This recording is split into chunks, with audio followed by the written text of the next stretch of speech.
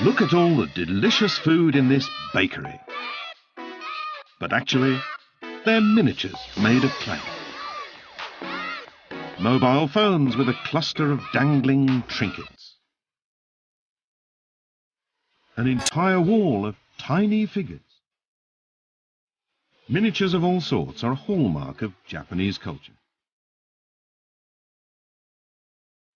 Some people collect them, some make them. There are many ways to enjoy these small objects. Miniatures embody the aesthetics and craftsmanship of Japanese people, who are renowned for being skilled with their hands. The philosophy that small objects can represent a microcosm of reality has ancient roots in Japan. And making things smaller helped to power Japan's economy in the post-war era. On this edition of Begin Japanology, we look at the charm of miniaturization and its part in Japan's culture, past and present.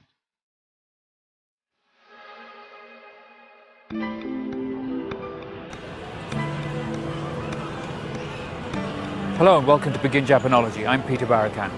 Our theme for today is miniatures. I'm in the Tokyo district of Akihabara, which in the past was the center of the electrical goods trade, although recently it's become better known as the heartland of otaku, or fanboy culture if you like. You'll find all kinds of miniatures everywhere around here. People say that the Japanese are good with their hands, and it may be that that manual dexterity combined with a preoccupation for detail is what's given rise to so much miniaturization in this country. Let's start off with a look at the world of miniatures, which has enchanted so many people for so many years. In Japan, many people routinely carry around miniature objects, perhaps most visibly in the form of trinkets dangling from a mobile phone. The original idea of a strap was to have the phone dangle from your wrist so that you wouldn't drop it. Now the strap is secondary. The main point is a display of accessories. This one here is a train car. It even comes with a miniature version of an overhead hand strap attached to it. Here, a little Buddha. And a cartoon character.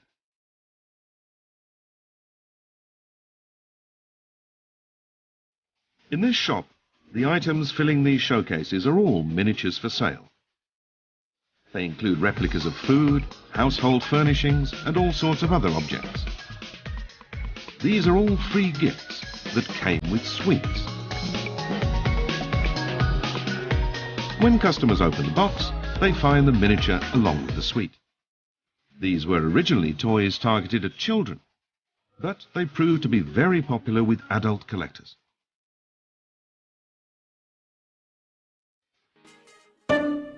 This is Asahiyama Zoo in Hokkaido, known for its dynamic way of exhibiting wildlife.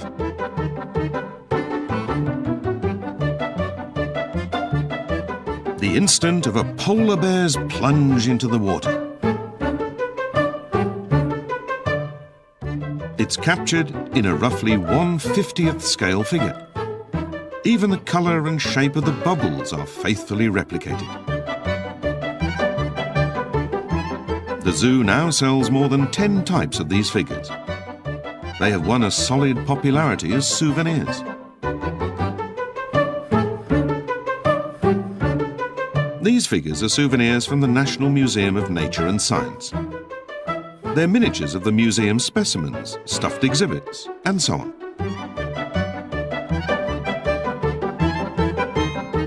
Here is an assortment of figures sold at aquariums. Reasonably priced and intricately detailed, miniatures like these have attracted a passionate following among collectors.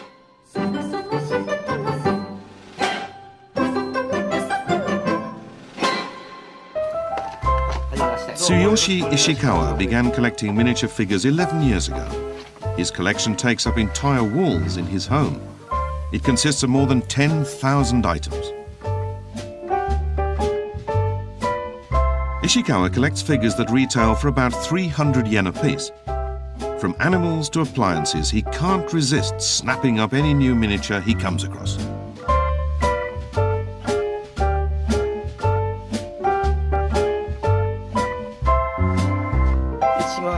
The first figure I bought was a Japanese tree frog. It was amazingly well crafted.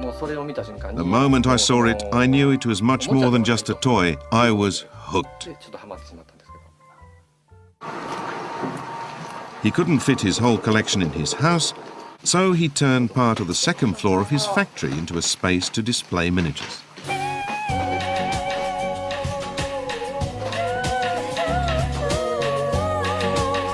In addition to the fun of building a large and diverse collection, Ishikawa has another reason for collecting miniatures.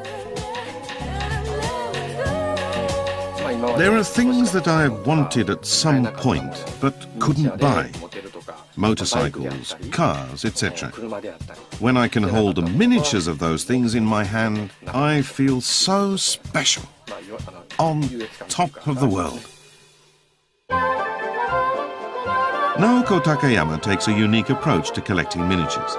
She only collects parakeet figures. It all started when she came across a figure that looked just like the real parakeet she kept as a child. She says that for her, being surrounded by parakeets is soothing. Trying to be the world's biggest collector of certain miniatures is another way to enjoy the hobby. Takayama has more than 4,000 parakeets and intends to take the figure higher.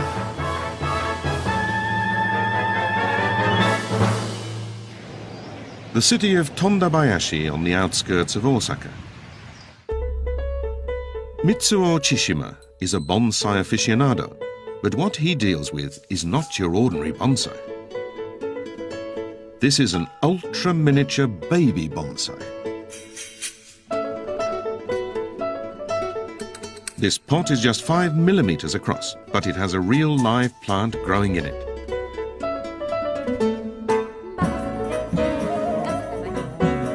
Bonsai were originally created to serve as miniature versions of natural landscapes in a pot. Chishima has taken that miniaturization to the extreme.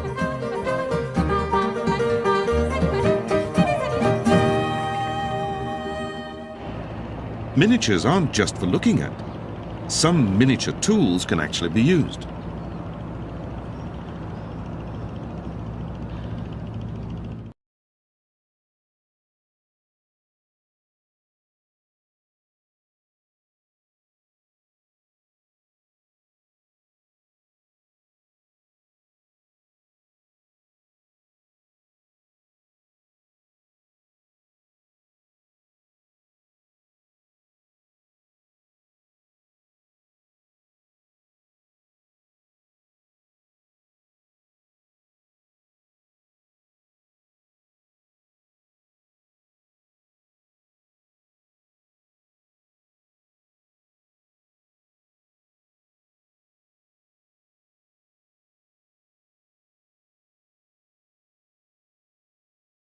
Physical form of fishing. In fact, he's completely absorbed in it and makes all of his tackle himself, from rods to floats. Here he's grinding down a hook for bitterling fishing. Commercial hooks are too large to catch tiny fish, so he uses a specially made file and looks through a loop to grind the hook to perfection.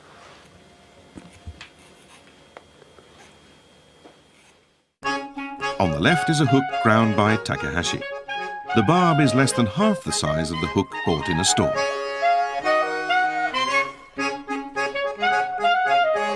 He uses a nylon fishing line with a diameter of 0.3 millimeters, thinner than a human hair.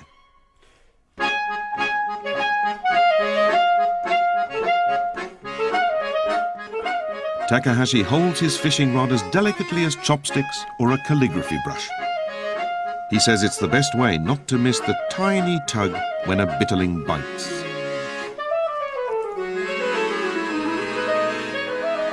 A bite. He gently raises the line.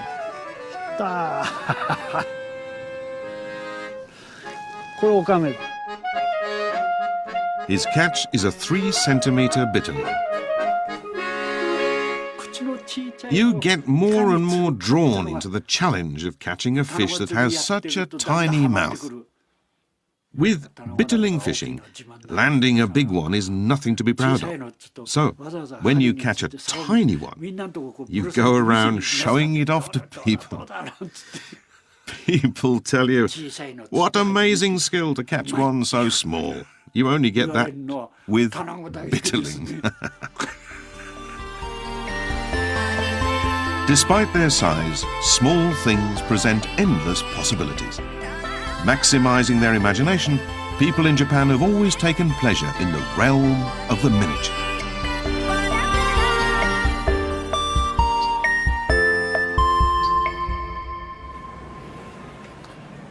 I'm in a shop in Akihabara where you can rent one of these cases here and then sell miniatures out of your collection from it.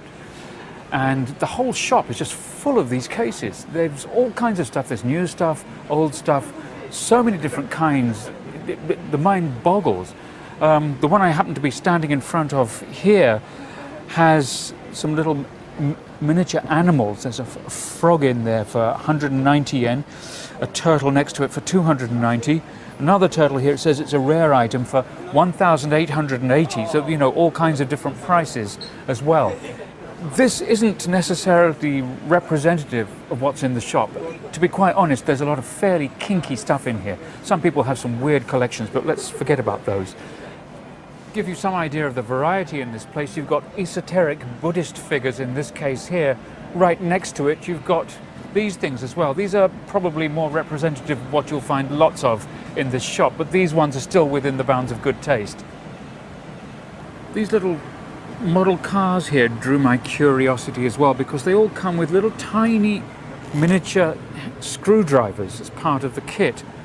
And I think that's what it's all about, is that they're not just cars, it's a kit. If you look carefully, you'll see that the wheels aren't on there, they're hidden underneath the car separately, the axles and the tires, and you kind of put it all together for yourself. It's kind of cute, isn't it? You can buy these things in shops like these, of course. You'll also find lots of different things, mainly figures from animated cartoons and things on internet auctions, and they're very, very popular. Okay, let's move back now and take a look at the history of miniaturization in Japan. Since ancient times, Japan has produced examples of miniature displays that represent vast, even cosmic realities. Toji is a Buddhist temple in Kyoto. This mandala is one of the temple's treasures. It uses Buddhist images and Sanskrit letters to represent the state of enlightenment and Buddhist cosmology. This single picture is supposed to represent the entire universe.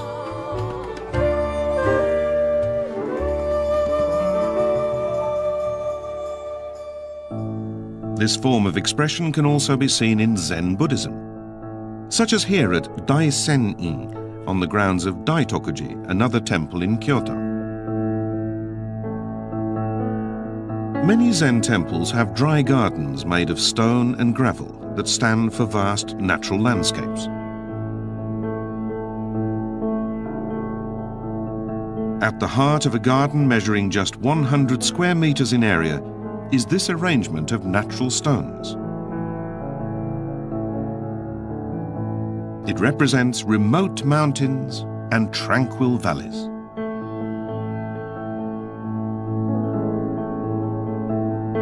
This space is a condensed depiction of the forbidding and majestic terrain favored for Zen ascetic practices. This stretch of gravel stands for a mighty river.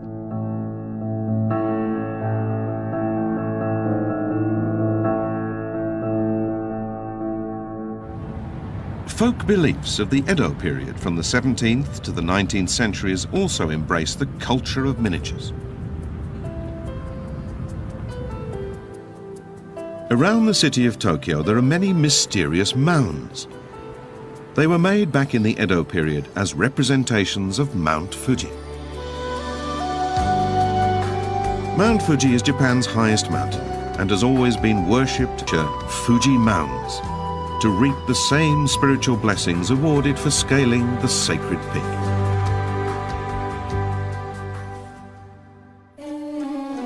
These dolls recreate in miniature the opulent life of the ancient imperial court. They're used in Japan's doll festival. Traditionally, it was believed that you could get rid of disease and bad luck by touching the dolls. This was done in the hope of keeping young daughters safe and healthy. From the 17th century onward, craftsmanship in Japan reached its zenith, and the skill of artisans was represented in various products. Dolls, too, were not only made small, but also in intricate detail. This doll set was passed down through the family of the shogun. A set like this was part of the dowry for a shogun's wife. Although shrunk in size, each article is made of the same materials and in the same way as the real thing.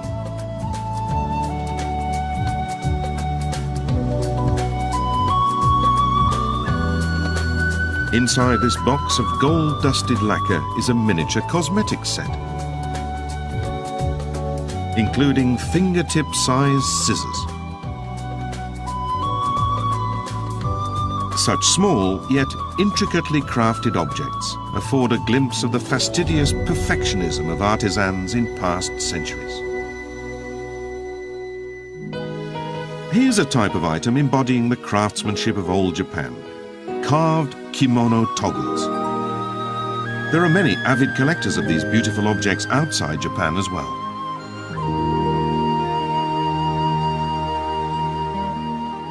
Called netsuke in Japanese, they were used to secure the cords attached to personal belongings such as purses, pillboxes and tobacco to the belt of a kimono. Because they had a practical purpose, they could not be too large or too small. The size had to be just right. They needed to fit snugly in the palm of the hand. They were carved in a great variety of designs: characters from literature, animals of the zodiac, and everyday objects, to name but a few.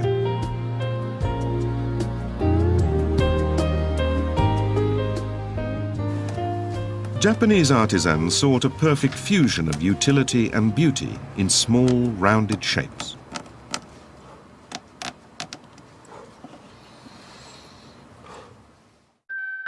Here's one example of a modern netsuke. It appears to be a mass of cats. But when you look at it as a whole, it forms the face of a single cat. This is a mythological Japanese river spirit with an indentation on his head filled with water. A sparrow is using its head as a bird bath, lending a touch of humor.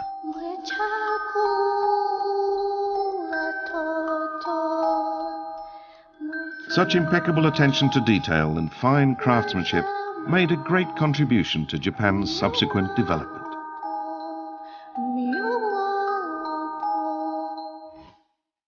During Japan's post-war economic miracle, various compact products were developed. One famous example is the transistor radio, which greatly reduced the size of radios. Previously, vacuum tubes had been standard in radios. Replacing them with transistors made radios portable, and so a global hit product was born.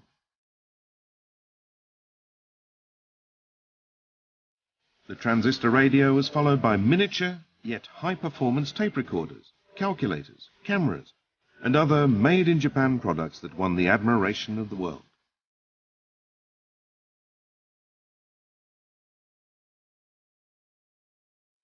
These successes harnessed the Japanese tradition of seeing big possibilities in small things.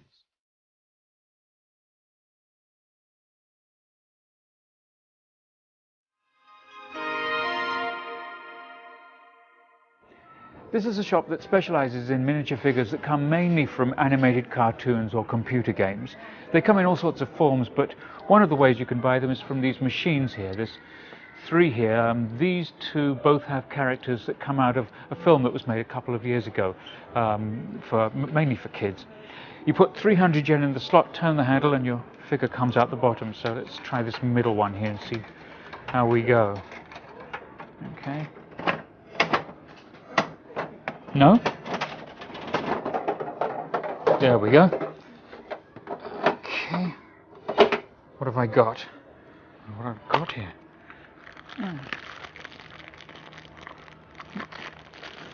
It's a little green froggy with a crown on his head and a sword, and he looks not too pleased. I don't know what happened to him. Making things smaller without sacrificing either function or beauty is a mindset which, in a way, is the essence of Japanese craftsmanship. And it's not only limited to physical things either. For example, in the world of literature, take haiku, which is the shortest form of poetry in the world. Deep insights can be expressed in a mere 17 syllables. It's kind of a manifestation of the same approach. Let's move on now and take a look at some people who've dedicated themselves to making some quite amazing miniatures. Here's a bakery that's almost as small as a person's hand. The shelves hold loaves of bread, cinnamon buns and hamburgers. The sandwiches are about 1 centimetre in size, but their fillings, including ham and egg salad, look just like the real thing. Miki Hagia, a housewife, made all of these miniature baked goods. The miniatures that she makes are stunningly realistic. She uses clay for perfect reproduction of texture and colour.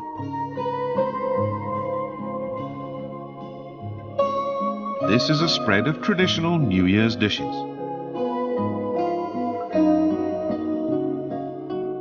As a child, Hagia loved the plastic food samples displayed at restaurants. 15 years ago, she read a magazine article about making miniature food from clay. Ever since, this hobby has been her passion. I never get tired of it. Even the finest details don't daunt me a bit. Right now she's making strawberry shortcake. Her toughest challenge was replicating the look of sponge cake. She tried all kinds of tricks to simulate that moist, fluffy texture. Finally, she hit on the tactic of mixing the clay with baking soda and putting it in a microwave. When the baking soda heats up, it releases carbon dioxide, which puffs up the clay.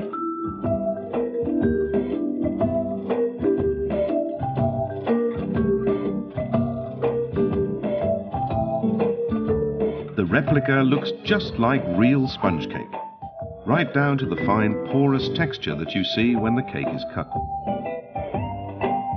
The sponge cake is covered with rounds cut from clay strawberries.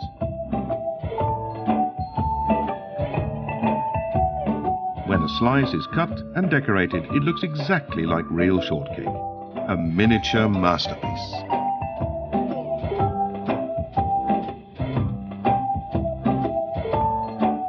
This is a Japanese-style pancake, okonomiyaki. It's 2 centimeters across. The Japanese leeks are chopped just like real ones. The cutaway shows the cabbage and fried noodles inside. The highlight of this hamburger is the browning effects that make the bacon and fried egg look even more mouth-watering. I want it to look so real that people will think they can smell the food. This event draws hordes of collectors of model figures. One company presents eye-catching pieces at the event each year.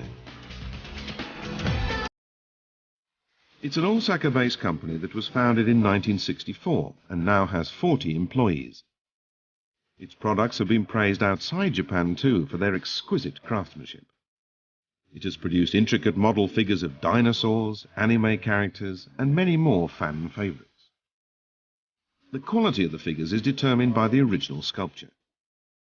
These are sculpted entirely by hand by the company's craftsmen. This approach lies behind the popularity of its figures.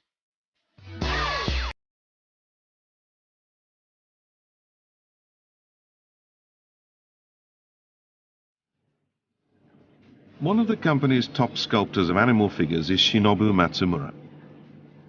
He has loved animals since he was a child. Before joining the company, he worked for a nature conservation group.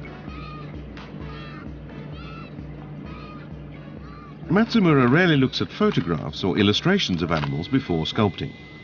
He relies on the images in his head.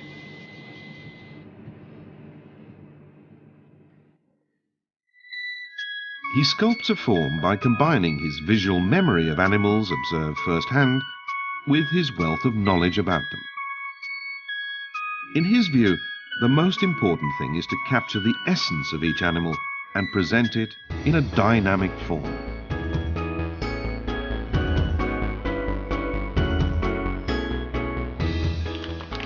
Accuracy is not the most vital consideration.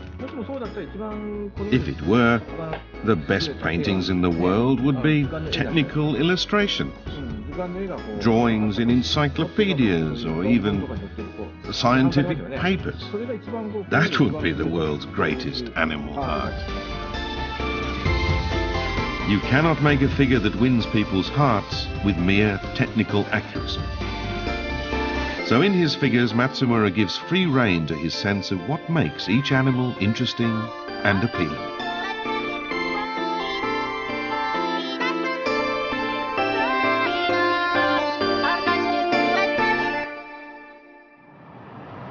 Japan's miniature figures are prized all over the world, and some are even treated as fine art.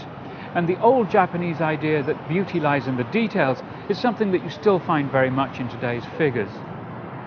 The success of Japan's electronics also has quite a lot to do with miniaturization, going back to the days when the transistor radio was developed back in the early 1960s. Japan's electronics are still seen as being very high performance, but they're also rather high priced, and that can be a problem when you're competing with a whole range of goods, some of which don't perform quite as well, but might be much lower priced.